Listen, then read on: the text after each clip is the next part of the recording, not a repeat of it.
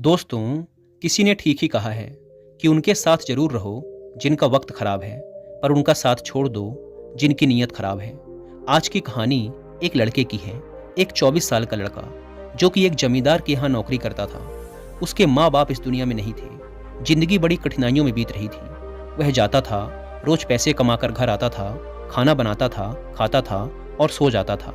यही उसकी दिनचर्या थी। एक शाम जब वह अपने काम से घर वापस लौट रहा था तो उसने देखा कि एक बूढ़े फकीर अपनी पीठ पर 3 बड़ी पोटली रखकर एक नगर से दूसरे नगर की तरफ जा रहे थे।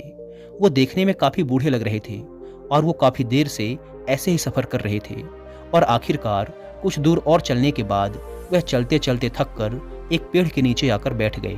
तभी उनकी नज़र इस नौजवान युवक पर पड़ी जो कि उसी रास्ते पर जा रहा था और उसी दिशा में जा रहा था जिस दिशा में उन बूढ़े फकीर को जाना था। तभी वह लड़का उन बूढ़े फकीर के पास से होकर गुजरा। जैसे ही वह उनके पास से गुजरा तभी उन बूढ़े फकीर ने पीछे से आग्रह भरी आवाज में कहा, सुनो बेटा, क्या तुम मेरी थोड़ी सी मदद कर सकते हो? ये पोटलियां बड़ी भारी हैं और मैं बूढ़ा हो चुका हूँ।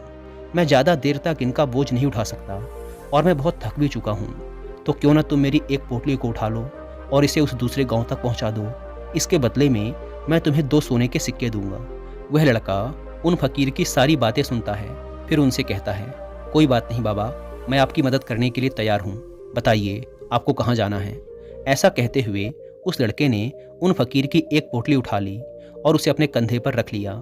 जैसे उसने पोटली को कंधे पर रखा उसे आभास हुआ कि यह पोटली तो सच में बहुत भारी है। फिर वह लड़का और वह फकीर रास्ते में आगे की ओर बढ़ चले। कुछ देर तक चलने के बाद देखते ही देखते वह गांव खत्म होने लगा और अब एक सुनसान रास्ता आगे की ओर जा रहा था। वे दोनों अपने रास्ते पर मस्त होकर आगे की ओर बढ़ रहे थे। जब वे भीड़ से पूरी तरह से अलग हो गए तब वह लड़का उन फकीर से कहता है कि बाबा, इस पोटली में आखिर ऐसा क्या रखा है जिससे यह पोटली इतनी भारी है?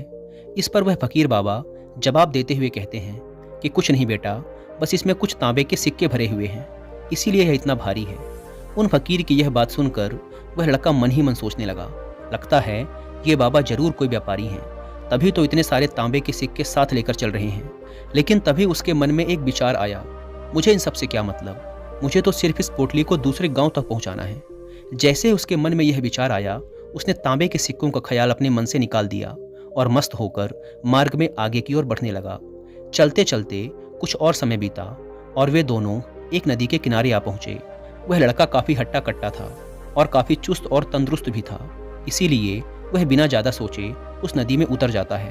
परंतु वह फकीर अभी भी किनारे पर ही खड़े थे। यह